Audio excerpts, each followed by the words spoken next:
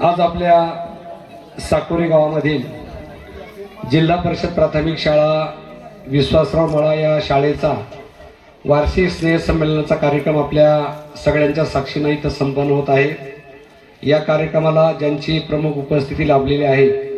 ते आपल्या गावचे सुपुत्र आणि कृषी उत्पन्न बाजार समितीचे विद्यमान संचालक आदरणीय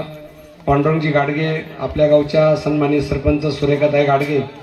त्याचबरोबर आपल्या गावचे माजी उपसरपंच बाळाभाऊ विश्वासराव, आपले विद्यमान उपसरपंच राहुल विश्वासराव, पतसंस्थेचे चेअरमन बाबाई शेठ गाडगे, रानमाळा गावचे माजी सरपंच सुरेशराव तिकोने, माझे मित्र आमचे सामाजिक कार्यकर्ते बाळासाहेब गाडगे, शालेय व्यवस्थापनचे अध्यक्ष एक युवा सहकारी महेश विश्वासराव, या शाळेचे मुख्याध्यापक सोपान बेलकर सर, सुलभा आवटी मॅडम, त्याचबरोबर या शाळेमध्ये ज्यांनी यापूर्वी अध्यापनाचं काम केलं ते सर्व इथं उपस्थित सर्व शिक्षक, त्याचबरोबर भानुदास विश्वासराव, भानुदास बनकर आणि ग्रामपंचायत सदस्य मनीषाताई सोनवणे आणि आपल्या विश्वासराव मळ्यामधील आणि साकोरी गावातील विविध संस्थांचे असणारे सर्व आजी माजी पदाधिकारी, सर्व पालक, विद्यार्थी बंधू आणि भगिनी, मला सांगायला अभिमान वाटतो की विश्वासराव मळ्यामध्ये ज्यावेळेला ही शाळा इथं मंजूर करायची होती, प्रभू रामचंद्रांचं मंदिर या परिसरामध्ये उभं राहणार होतं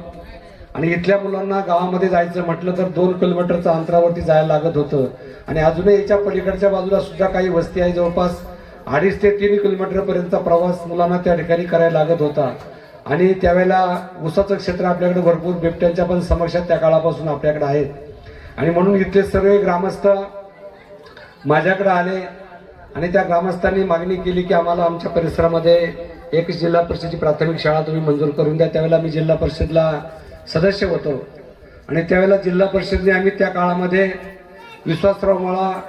मंगरुळचा गवळेश्वर आणि गुळंचवाडीचा गणेशनगर या 3 ठिकाणी 3 शाळा शिक्षक इमारतीला पैशासह त्या ठिकाणी मंजूर केल्या आणि मोठ्या दिमाखामध्ये ही इमारत आज या परिसरामध्ये उभी राहिली। या परिसरातल्या सगळ्या मुलांची इथं गावामध्ये जाण्याची जी गैरसोय होती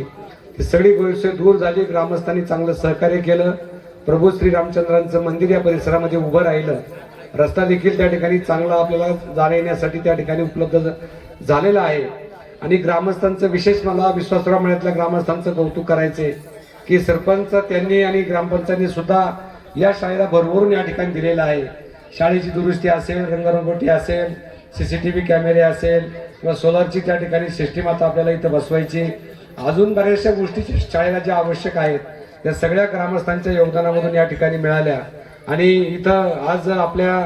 शालेय व्यवस्थापनचे अध्यक्ष म्हणून महेश विश्वासराव हे अतिशय तरुण सहकारी ज्यावेळेला या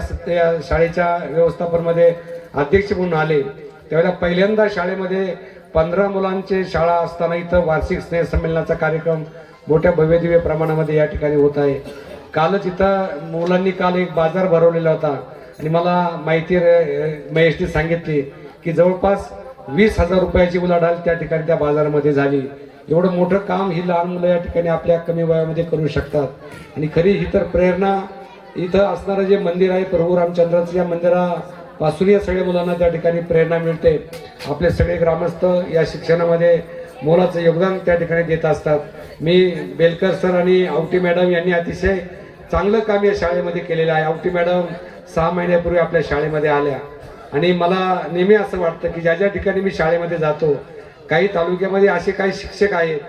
ते ज्या ठिकाणी जातील त्या ठिकाणी शाळा ते त्या ठिकाणी 1 नंबरची शाळा बनवतात। त्याच्यामध्ये प्रामुख्यानं आपल्या आवटी मॅडमचं नाव ते या ठिकाणी घ्यावं लागेल। असे आदर्श शिक्षक आपल्या शाळेला लाभले, शाळेचं सद्भाग्य आहे। माझी तुम्हाला या निमित्ताने विनंती एवढीच राहणार आहे की आपल्या परिसरामधला एकही मूल शाळेपासून वंचित राहणार नाही याची काळजी तुम्ही त्या ठिकाणी घ्यायची। 15चा पट आपला 20-25 पर्यंत पट पुढं वाढला पाहिजे, विद्यार्थी संख्या वाढली पाहिजे आणि मग संख्या एकदा वाढली की अजूनही काही शिक्षक आपल्या शाळेला मिळतील जेणेकरून अध्यापनाचं काम तुम्हाला सुलभ त्या ठिकाणी करता येईल। एवढंच या निमित्ताने मी सांगतो आणि या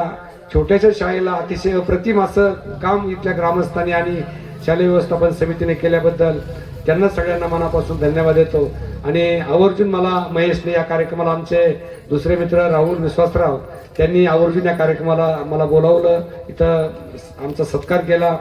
2 शब्द बोलण्याची संधी दिली. त्याबद्दल शालेय व्यवस्थापन समितीचं, विश्वासराव मळ्यातील सर्व ग्रामस्थांचं, साकोरीकर ग्रामस्थांचं मनापासून आभार मानून पुढच्या कार्यक्रमाला जायला परवानगी द्यावी अशी विनंती करून मी माझे भाषण या ठिकाणी संपवितो. धन्यवाद. जय हिंद, जय महाराष्ट्र.